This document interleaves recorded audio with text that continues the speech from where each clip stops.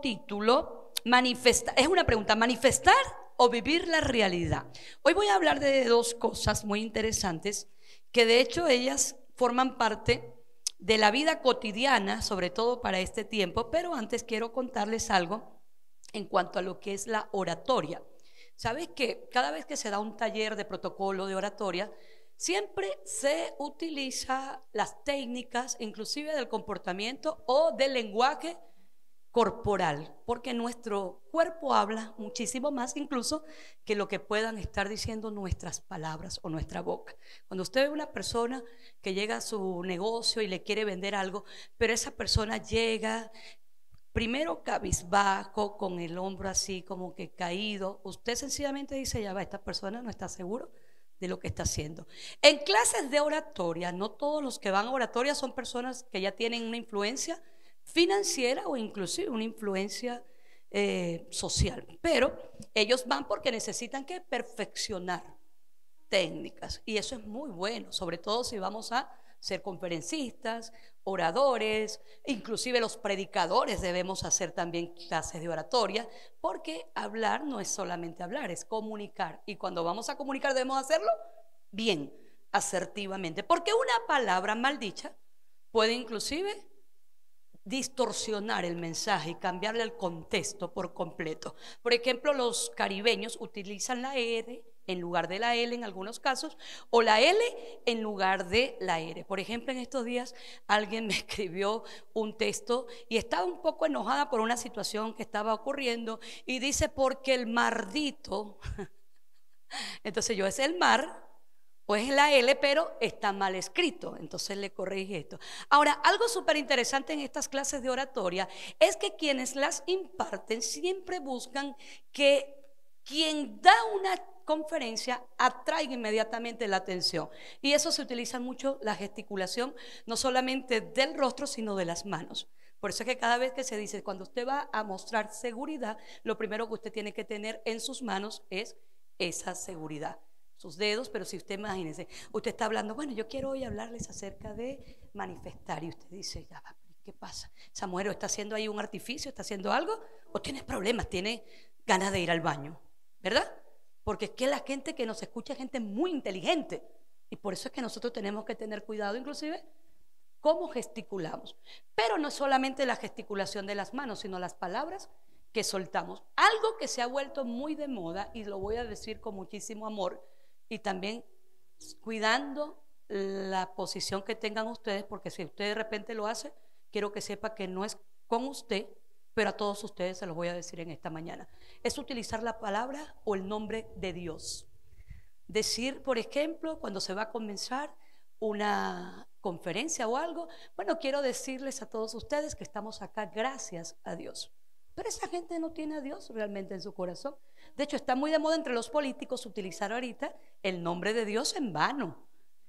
Y el tiempo de Dios es perfecto, otra frase, ¿no? Porque el tiempo de Dios es perfecto, y están en declive y están, mire, inmersos en la mentira, en la miseria y en la pobreza humana, pero el nombre de Dios como que tiene que estar allí para que cale el mensaje, cosa que en oratoria se imparte. Y quiero hacérselo saber a usted, porque no todo aquel que habla en nombre de Dios viene de parte de Dios. Yo escuchaba incluso a una mujer que ella tiene un ministerio de intercesión, y ella hablaba acerca de quiénes son realmente los de Dios, y son aquellos que reconocen que Jesús vino en forma de ¿qué? De carne. Satanás no puede decir algo como eso. Primero, porque él siempre ha buscado destruir la imagen del Señor, destruyendo la nuestra, queriendo destruirnos a nosotros como personas, entre nosotros mismos acabarnos, porque no soporta la imagen física de un hombre, porque allí se manifiesta realmente el amor de Dios, la creación de Dios perfecta. Cuando Dios creó al hombre, dice que lo hizo a imagen y semejanza de él, y después tomó a la mujer del costado del hombre y dice que también la hizo a imagen de este varón. Por eso es que le llamó varona, por eso es que le llama a ella, o la traducción realmente que se le da es de varona, pero en arameo por supuesto no es varona, tiene que ver más bien con algo semejante al hombre, pero con características completamente distintas al hombre. Entonces, hay una frase, les cuento todo esto para decirles lo que quiero enseñar hoy, que está muy de moda también. Como para algunos, usted le habla de Dios y todos dicen, ay, sí, yo creo en Dios, ¿verdad? ¿Cuánta gente usted se consigue en la calle que usted le dice, Dios te quiere bendecir? Sí, yo creo en Dios, pero no le hables de Cristo para que tú veas, que inmediatamente se cierran. Dicen, ay, no, ¿por qué? Porque Cristo realmente es la garantía que tiene la humanidad entera de salvación. No existe otro nombre, dice la Biblia, dado a los hombres en quien nosotros podamos ser salvos. Acá no hay virgen, acá no hay santo, acá no hay Sai Baba, no existe Mahoma, no existe Buda que salve al hombre. Cristo Jesús. ¿Cuántos están de acuerdo con eso? ¿Cuántos creen que realmente eso es así? Porque eso es lo que dice la Biblia. Y si la Biblia lo enseña, independientemente que haya sido escrita por manos de hombres, es inspiración divina. Dios mismo fue el que lo estableció de esa manera. Él mismo venir a este mundo y nacer del vientre de una mujer para traernos a nosotros, la humanidad, ¿qué? Un sacrificio vivo, santo y agradable. Bien, entonces la frase de moda se llama manifestar. ¿Cuántos han escuchado esa frase en estos últimos tiempos? Donde dice, no, manifiesta. Ahora yo les voy a explicar algo que es manifestar según la psicología. Es la idea de que mediante el poder de la creencia podemos pensar eficazmente en una meta y convertirla en realidad. Es una forma de pensamiento mágico o la necesidad de creer que las propias esperanzas y deseos pueden influir en el giro del mundo. Esto es manifestar según la psicología. Pero algo súper interesante que está allí y habla de las creencias. ¿Pero en qué creen o en qué creemos? No es solamente en base a una creencia, sino en qué creemos nosotros realmente. ¿Dónde está fundamentada esa creencia para nosotros decir, si yo lo manifiesto, yo lo atraigo? Porque allí también digamos que convergen dos puntos muy interesantes. Uno, el pensamiento por un sistema de creencias, y el otro, la afirmación por palabras positivas. Y ellas convergen entre sí ¿en qué? En que lo que pienso, hablo. Lo dijo también un filósofo. Primero pienso y luego existo. Eso lo dice un filósofo. Pero nosotros, ¿en qué creemos cuando nosotros hablamos de manifestar? ¿O en quién estamos creyendo realmente nosotros cuando hablamos de manifestar?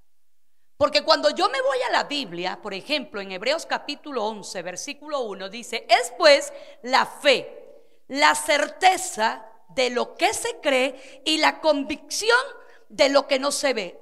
Es entonces, primero lo pienso y luego lo digo. Pero ¿qué pensé yo?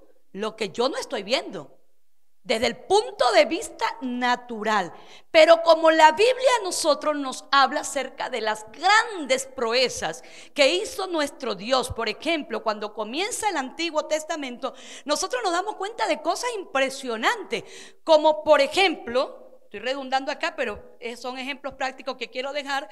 Cuando Moisés se encuentra enfrente de aquel mar y no había escapatoria, no existía. ¿De dónde sacaban esta gente para salir de allí, para huir de allí? Y sin embargo nosotros nos damos cuenta de esta lectura cuando dice que cuando él quiso como que orar, o en el momento como que ¿qué vamos a hacer ahora? El Señor lo que le dijo fue, ya va, no pienses mucho, actúa.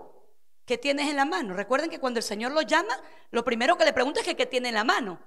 Ah, una vara. Bueno, con esa vara, o sea, esa vara representará para ti mi poder. No era el poder de Moisés, era el poder de Dios.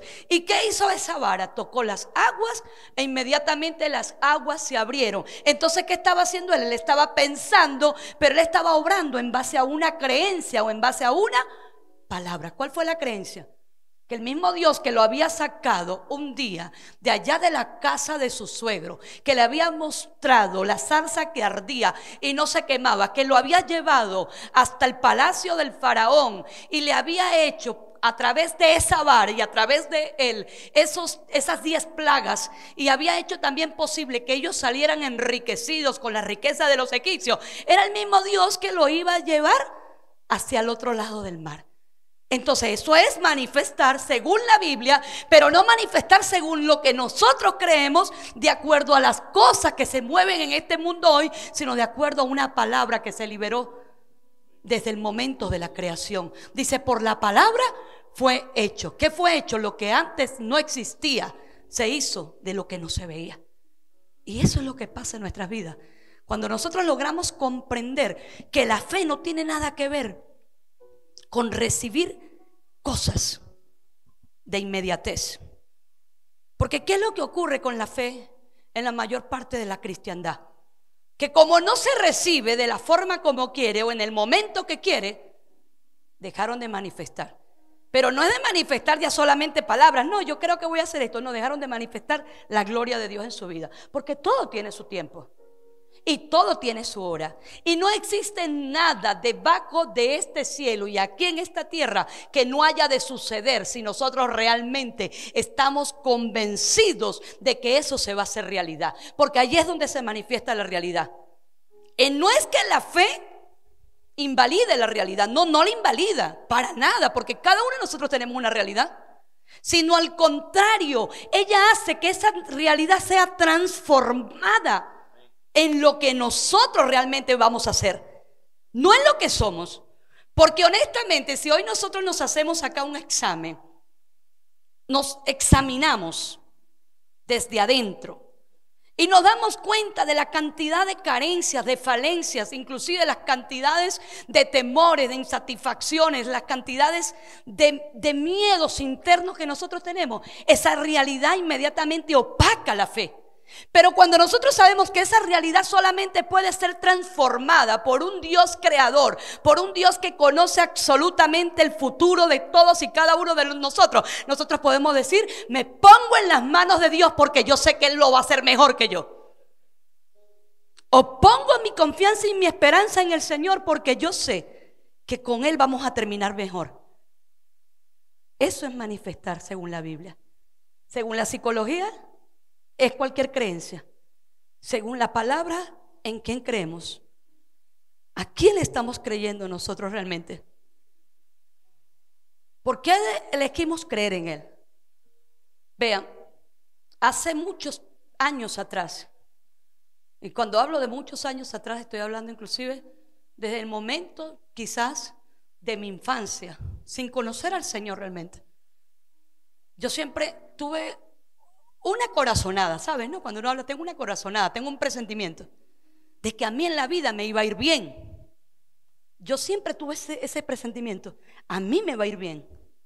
Yo creo que yo voy a ser una mujer exitosa, voy a ser una mujer influyente. Siempre lo tuve. Pero a lo largo de los años, después de la infancia, pasó la adolescencia, llegaron mis años mozos, que decimos nosotros las mujeres, que como hasta los 30, ¿sabe? Nos encontramos en esa pubertad o en esa flor de que nos sentimos como que la piel todavía está bien bonita, no necesitamos mucha cosa. Y nada salía bien. Hasta esa edad nada estaba resultando. Yo decía, pero había algo, o no algo, alguien, porque Él no es algo, es alguien que siempre nos recuerda nuestro futuro. Siempre. Porque hay alguien que siempre nos recuerda nuestro pasado, pero hay alguien que nos recuerda siempre nuestro futuro. Y ese alguien es Dios. Esa fuerza interior que nos quema realmente, esa fuerza interior que nos lleva a vivir con esperanza, con fe, confiados, porque la fe es confianza, confiados en que lo que soñamos, eso nunca va a morir. Hay un tema que me gusta mucho, que es de Aline Barros, que habla de resucítame.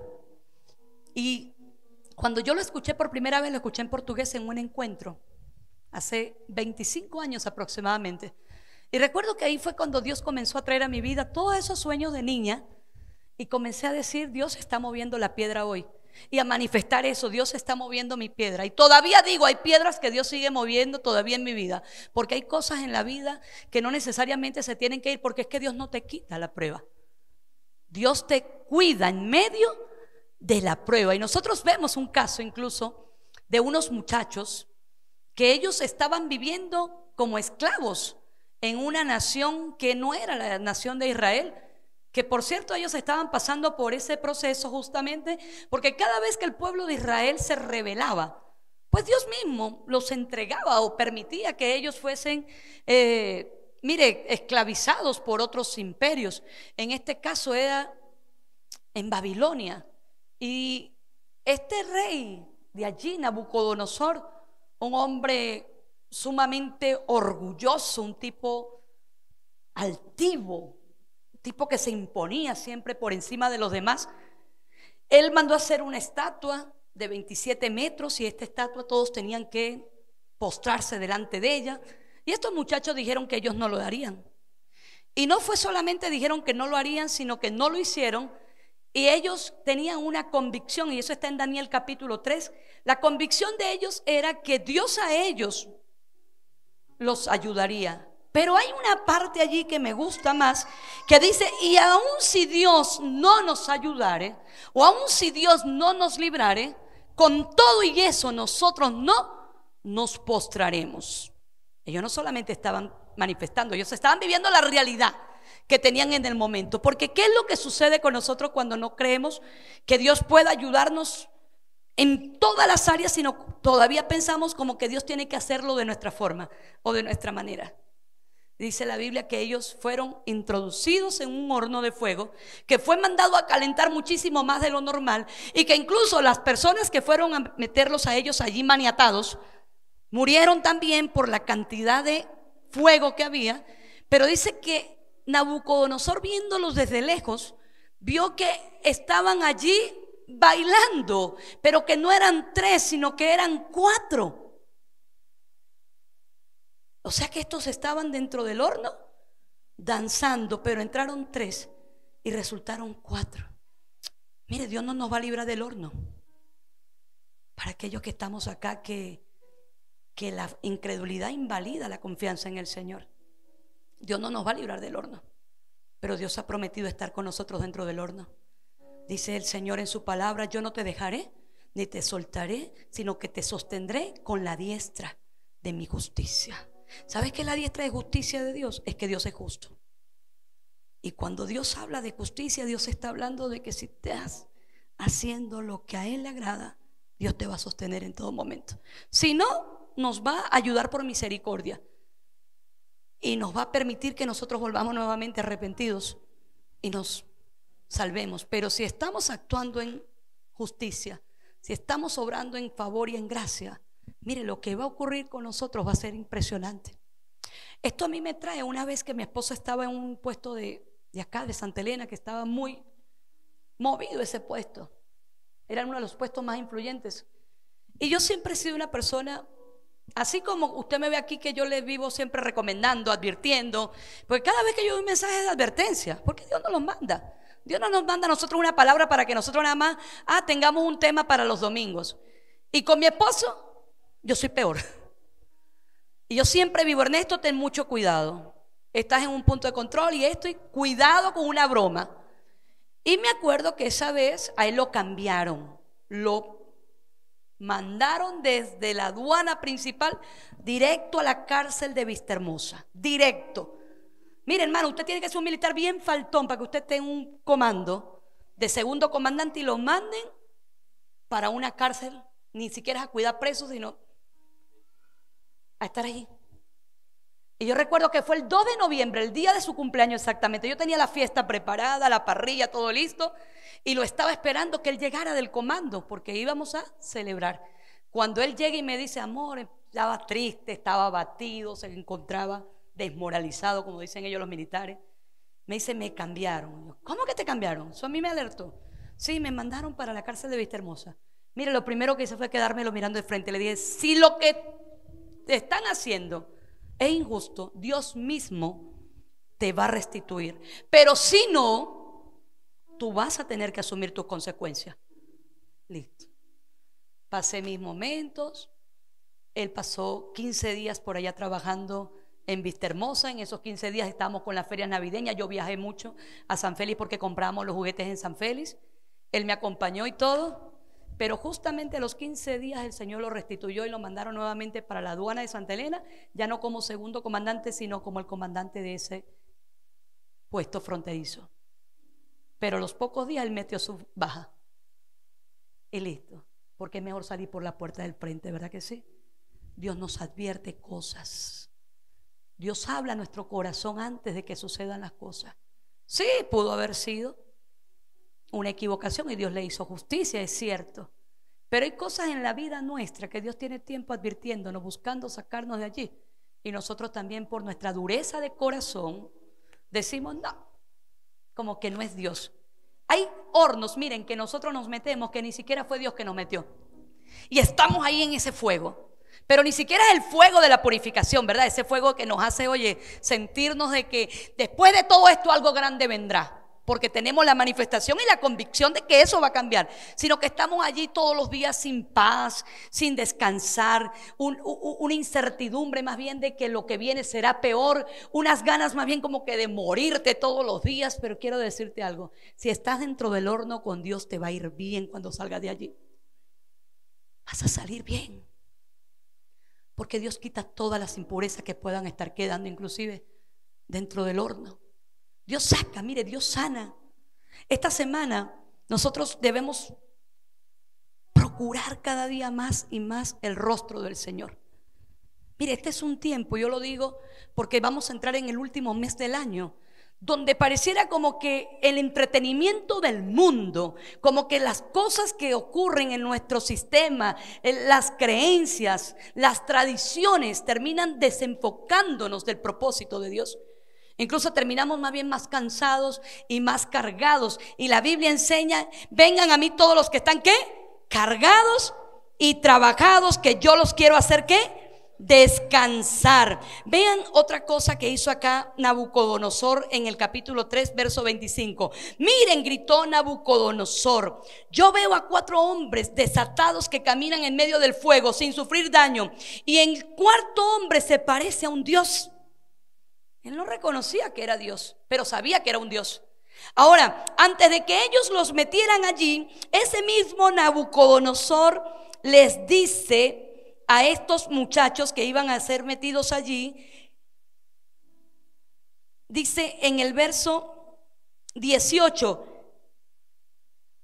pero aunque no lo hiciera, deseamos dejar en claro ante usted que jamás serviremos a sus dioses, ni rendiremos culto a la estatua de oro que usted ha levantado. Vean, ellos no solamente fue que dijeron no vamos a meter, no, quiero que sepas, oh rey Nabucodonosor, que jamás nos vamos a rendir ni a sus dioses ni a la estatua que se ha levantado de usted. Pero Nabucodonosor antes, él les dice: ¿qué Dios podrá rescatarlos de mi poder? Ese fue Nabucodonosor. O sea, ¿qué Dios podrá rescatarlos de mi poder? Es ahí donde Dios se manifiesta. Porque cuando nosotros nos vamos también a uno de los salmos más emblemáticos, que es el salmo que escribe David, el Salmo 42, dice que David estaba pasando por un momento de muchísimas tribulaciones emocionales. Tenía una crisis emocional y él dice: día y noche solo me alimento de lágrimas, mientras que mis enemigos se burlan continuamente de mí, diciendo: ¿dónde está ese Dios tuyo? Sé que me destroza el corazón al recordar cómo salían ser las cosas. Yo caminaba entre la multitud de adoradores, encabezaba una gran procesión hacia la casa de Dios, cantando mi alegría y dando gracias a Dios en medio del sonido y de una gran celebración. ¿Sabes qué? Que ese horno para David no representaba justamente estar con Dios adentro, sino lo que él antes había hecho. Es como recordar: oye, antes a mí me iba bien, antes esto. O sea, lo que antes hacías y te funcionó, de repente ya en este momento no te está funcionando. Pero lo que sí nos va a funcionar siempre es estar siempre en la presencia del Señor. Solamente hagámonos hoy una pregunta: ¿cómo está la oración en nuestras casas? ¿Cómo está nuestra oración como matrimonio? ¿Cómo está nuestra oración por nuestros hijos? Cuando eso no está ocurriendo, nosotros estamos en un horno, ¿sí? Porque ese horno puede representar ese conflicto matrimonial que ya no nos soportamos. Y algo que quiero enseñarte hoy: los matrimonios no se acaban por falta de amor. Es mentira. Los matrimonios se acaban por falta de orgullo, por el exceso de orgullo, y se acaban por la falta de comunicación, pero sobre todo se acaban por el silencio. Cuando se dejaron ya de hablar, cuando dejaron de tener los sueños, los planes que antes tenían juntos, cuando un día dijeron vamos a envejecer juntos. Cuando hay competencias entre la pareja, quién es mejor, quién gana más, quién es más inteligente, quién tiene mejores posibilidades, allí sí se acaban. Igual con los hijos. Cuando nosotros comenzamos a ver a nuestros hijos más bien como un obstáculo, como un problema, y dejamos de ver la palabra que Dios dijo de ellos. Vean, si eso está ocurriendo en tu casa, si con tus hijos tú lo que haces es soltar palabras hirientes, palabras de desgracia, de derrota, tú estás manifestando eso. Pero si comienzas a soltar una palabra, mis hijos son como árboles plantados a la orilla del río, que darán su fruto a tiempo y fuera de tiempo, y su hoja jamás caerá, y todo lo que ellos hagan emprenderá. Tú estás manifestando la fe, estás soltando una palabra, tú estás decretando, tú le estás hablando inclusive al mundo espiritual de las tinieblas, que tus hijos no los toca. ¿Cuántos aquí comienzan a hablar así? Dicen ya, mis hijos. ¿Sabe que eso es lo que hacía influyente al pueblo de Israel? Porque cada vez que un padre se levantaba en la mañana, lo primero que hacía era imponer manos sobre sus hijos y recitar lo que estaba allí en Deuteronomio, donde dicen que serían benditos nuestros hijos también, y que nuestros hijos producirían y nuestros hijos serían bendecidos en todo su camino y en todo lo que hicieran. Esa es la palabra. Yo creo que esas son cosas que nosotros debemos comenzar a manifestar para este tiempo. Llamar las cosas que no son como si fueran, que no se ven hoy, como que ya la estamos viendo. Mire, soltar palabra de bendición es el horno de fuego, sí, pero ese fuego del Espíritu Santo, ese fuego de la purificación, donde ellos se meten con Dios también, donde Dios entra con ellos, donde sea lo que sea y pase lo que pase, Dios siempre va a estar con ellos allí, y Dios va a estar con nosotros. Porque si hay algo que usted y yo tenemos que tener conciencia plena, es que la fe es la certeza. Y cuando se habla de certeza es algo que tiene que ocurrir. ¿Cuántos hoy manifiestan realmente lo que va a ocurrir en su vida? Que dicen, mi vida me va a ir bien, a mis hijos les va a ir bien, en mi salud yo estoy bien, aunque no lo estemos viviendo en ese momento. Porque no significa que no partamos de esta tierra producto quizás de una enfermedad, pero mientras estemos en esta tierra, nosotros manifestamos la palabra del Señor. Nosotros creemos, diga, creemos a lo que Dios ha dicho. ¿Por qué? Porque es posible que hoy esté dentro de ese horno, pero si confías en Dios, Dios siempre estará allí dentro de ese horno también junto con nosotros. Y ese horno puede ser enfermedad, pueden ser deudas, puede ser ansiedad, puede ser depresión, vicios, entre otras cosas. Pero si entramos allí con Él, nosotros vamos a salir confiados, porque Dios es especialista en entrar junto a nosotros en el horno. Porque su interés nunca va a ser sacarnos, sino purificarnos más bien cuando estemos allá adentro. El interés de Dios nunca es librarnos a nosotros de las pruebas. ¿Sabe de qué si Dios nos libra? De las tentaciones, que es algo muy distinto. Dios no nos libra de pruebas, porque la prueba perfecciona nuestro carácter. Mire, si a mí me dice una persona, yo nunca he tenido problemas en mi vida, yo siempre he estado, usted no tiene perfeccionamiento en su carácter. Porque ¿qué es lo que perfecciona el carácter del ser humano? Las dificultades, los problemas, las pruebas, los desafíos, las tribulaciones, los compromisos inclusive que nosotros tenemos también están perfeccionando nuestro carácter.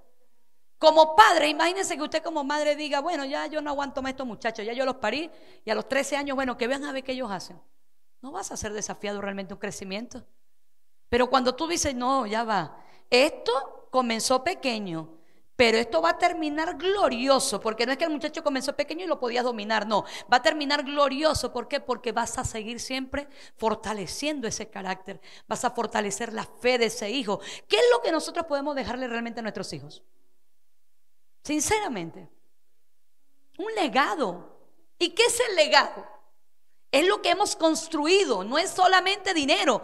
Dinero es herencia, pero es lo que hemos construido. ¿Y cómo construimos? Construimos desde las bases. ¿Y cuál es esa base? El temor del Señor, que es el principio de la sabiduría. Mire, hay un amigo mío que es misionero.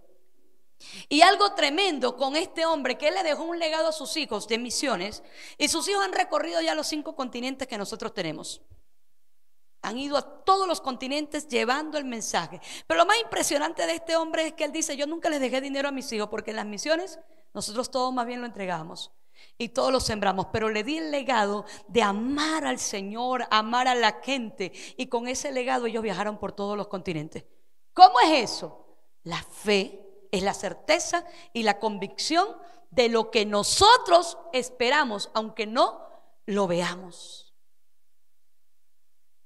¿Cuántos de nosotros de repente, hasta inclusive para salir ahí a Puerto Ordaz, decimos: no, no puedo viajar? ¿Por qué? No tengo, no me alcanza. ¿De dónde voy a sacar? Eso es vivir una realidad, que sí, ciertamente puede ser tu realidad en el momento, pero cuando hay una transformación realmente en nuestro ser interior y nosotros sabemos completamente y estamos convencidos que Dios dará a nosotros cada día más conforme a su riqueza, su poder y su gloria, nosotros eso lo vivimos. ¿Cuántos han viajado aquí fuera de este país? ¿Aquí nadie ha viajado fuera del país? Levante la mano, ayúdeme por favor. ¿A la línea no han ido? ¿Ah? ¿Ves que ni cuenta se dan que aquí tienen un país? Vivimos tan en el mundo natural, chicos, que estamos aquí en otro país. Decimos: yo no he salido al país. Ay, yo quisiera viajar como viajan aquellos por Europa 20 días. Eso es una manifestación, pero de envidia. Y no es correcto, no es sano. Mira, una vez un pastor me lo enseñó, yo ni me había dado cuenta. Me dijo: pastora, qué bendecida eres tú. Porque yo lo invité a predicar aquí hace más de 15 años. Y él me dice: vamos, no, yo me lo llevo a almorzar. Él no sabía para dónde yo lo estaba llevando. Yo lo agarré y lo monté en mi carro y nos fuimos y llegamos allá, y de repente le escucha a la gente hablando portugués y broma, y me dice: ¿dónde estamos almorzando? Yo le digo: en la línea. Pastora, y ese hombre empezó a llorar, una alegría, una felicidad. Y yo: ¿qué pasó? Pastora, soy un hombre de naciones, he pisado por primera vez otra nación, nunca había salido de Venezuela. Y yo me quedo así como que todavía, yo: pastor, yo vengo para acá todos los días. Y me dice: ahí es donde está el problema, de habituarte tanto y hacerlo normal y no darte cuenta que lo que Dios está haciendo es llevarte a naciones. Eso es. Pero entonces vamos a la línea, pero entonces no pensamos que Dios nos puede llevar a Europa, o que Dios nos puede llevar a África, o que Dios nos puede llevar a otro lugar. Diría un pastor amigo mío: sácate el pasaporte. Yo le digo: no. Me dijo: estás en pecado, porque si Dios dijo que te va a llevar a las naciones, ¿cómo vas a ir a las naciones si no tienes pasaporte? Entonces saca el pasaporte. ¿Cuántos aquí por fe van a empezar a sacar el pasaporte, por lo menos decir: oye, el año que viene voy a viajar? Eso ya es un acto de fe.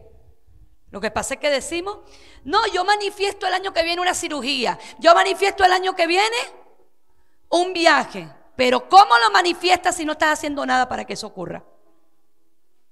¿Cómo suceden las cosas? Diga: primero creyéndolo en mi mente, luego lo hablo con mi boca y lo voy a vivir, porque la fe es la certeza y la convicción de lo que yo estoy esperando, pero no lo estoy viendo en el momento. Mire, este año 2026, téngalo por seguro que va a ser el año de la fructificación. Usted va a ver frutos en su vida de todo lo que usted ha estado trabajando durante años. Lo que a usted le costó un poco de años no era porque tenía que pasar solamente, era porque Dios estaba madurando tu carácter. Mire, Dios tiene que madurar nuestro carácter. ¿Cómo lo vamos a madurar? Si yo lo que pido, Dios me lo da inmediatamente. Hay gente que dice: es que a mí no se me dan las cosas, yo digo con fe pero no me sucede. Dios no te va a dar algo que tú no lo sepas manejar. Lo vas a soltar inmediatamente. Yo le estoy pidiendo a Dios un carro. ¿Un carro para qué? A mí, cuando alguien me sale con ese cuento, un niño, vamos a empezar por un niño. Mamá, dame dinero. ¿Para qué? Para comprar. Hay que enseñar a los hijos. Para comprar. ¿Qué vas a comprar? No sé. Entonces no te voy a dar dinero. No sabes qué vas a comprar. ¿Cómo tú vas a pedir dinero? O tu hijo te va a pedir dinero a ti, que eres un padre, y te dice que para comprar, y tú le preguntas: ¿qué vas a comprar? No sé. ¿Y cómo se lo vas a dar? Es ahí donde tenemos el descontrol también como hijos de Dios. Le pedimos cosas a Dios, Señor, dame tal cosa. ¿Para qué? No sé. La verdad es que no sé todavía para qué lo quiero. Mire, yo le pedí a Dios poder, una cosa tan tremenda. Yo hubiese sido más peligrosa que un mono con una hojilla, yo. En serio. Yo le pedí a Dios poder. Yo escuchaba esos pastores que contaban y testificaban. Yo decía, ay, yo quiero ese poder que tiene ese pastor. Y yo quiero esto. Y recuerdo una vez mi apóstol, estábamos en mi casa en un tiempo de oración. Y él me impuso mano y el Señor tomó mi cuerpo, mi ser, todo. Y yo caí en la presencia del Espíritu Santo de una manera tan hermosa. Pero cuando estaba en el piso, por eso es que bueno está en el piso de vez en cuando, el apóstol me levanta, me da la mano, me dice, levántate, hija. Hija, ¿qué tú quieres? Me preguntó así, pero mirándome a los ojos. Yo le digo, quiero poder. Y él me pregunta, ¿para qué tú quieres el poder, hija? Yo, bueno, para hacer milagros. ¿Y para qué tú quieres los milagros? Yo, bueno, para que la gente vea. Y ahí dijo, tú no estás lista para eso. Tú no estás lista. Porque tu carácter tiene que ser formado primero. Pues los milagros no los haces tú. El poder no es tuyo. El poder es del Señor. Yo, wow. Listo. Y lloré como una niña. Ay, que Dios no me quiere, que mi padre no me ama, que ama más a los demás. No, no era eso. Es que Dios no te va a entregar algo que tú no sepas todavía manejar. Y eso aplica en todo. Ahorita mismo con mi papá. Siempre los hombres tienen esa creencia que las mujeres somos las culpables de todo lo que les pasa en la vida. Si el hombre no levanta la cabeza, es la mujer. Si la mujer tal cosa, es la mujer. Y entonces de una vez justifican, es que la mujer fue la que hizo caer al hombre. Sí, ¿dónde estaba ese hombre que esa mujer andaba por ahí comiendo sola? Sí. Y después dice, no, porque es que le echó la culpa a la mujer. No, no le echó la culpa a la mujer, le dije, le echó la culpa a Dios. Él nunca dijo, esa mujer es la mala, le dijo, fue la mujer que tú me diste, ¿oíste? Yo le, por eso es que Dios no le anda buscando mujer a nadie ahorita. Por eso es que hay que prepararse, inclusive los solteros, para cuando vayan a escoger su mujer. Pues son ustedes los que la van a escoger. Ustedes son los que la van a escoger, no es Dios. Y aquí caemos en esa disyuntiva que, no, Dios sí te la da. Sí, pero tú eres un tipo que no tienes, chico, conciencia, madurez. Dios te va a dar una princesa, no te la da. Mentira. Está como el apóstol Osbel cuando echaba los cuentos de los jóvenes en los congresos. Ah, que eres una señorita virgen, bonita, linda, y tú eres un tipo corrido de 10 plazas ya, tipo que has hecho trampas por todos lados. Ay, sí, porque el Señor te rescató, ¿en serio? Bueno, te rescató para otra como tú. Y aquí no estamos menospreciando a la gente, pero hay que estar claro. ¿Cuántos aquí padres tienen sus hijas doncellas que las están preparando para cuando se casen bien casaditas? ¿Ah? Nosotros estamos todavía preparando una que tiene 20 años. Y el sueño de nosotros ¿qué? Que se case bien. Ella va a elegir, pero que se case bien. ¿O no es el sueño de un padre? ¿O usted cree que usted como madre, Joanel, se va a decir, bueno, a Daza, que venga el muchachito de allá al liceo y la enamore y yo se lo dejo? ¿Por qué? Ay, el amor es el amor. No. Siempre buscamos, así como Dios, preparar también nuestros hijos para lo mejor. Diga, para lo mejor. Diga, porque mi Dios quiere lo mejor para mi vida. Y en esta mañana, pues nosotros sabiendo todo esto, ¿qué es lo que nosotros vamos a buscar a partir de hoy? Diga lo mejor de Dios. Diga lo mejor de Dios. ¿Y qué cree usted que es lo mejor de Dios para usted? Que su carácter sea perfeccionado. Eso es lo mejor de Dios para nosotros. Porque si no caeríamos en ese terreno, ay no, Dios quiere para mi casa, carro, quiere esto. No, son añadiduras. Porque la bendición del Señor es la que enriquece y no añade tristeza, que es muy diferente. Todas las añadiduras vienen, claro que sí. Pero después de haber buscado primeramente ¿qué? El reino de Dios y su justicia. Y de allí, cuando salimos del horno de fuego con el Señor purificados, salimos, mire, listos para nosotros ser posicionados como gobernadores en lugares donde quizás usted nunca había gobernado su vida. Ese autocontrol, ese dominio propio, esa fuerza de voluntad de decir, esta es la mañana para yo levantarme a orar, esta es la tarde para yo encender mi altar. Mire, el altar de ayer estuvo tan lindo. Un altar donde nosotros creemos realmente lo que Dios dice. Yo todos los días estoy convencida que algo grande viene para este país. Todos los días, miren, en serio.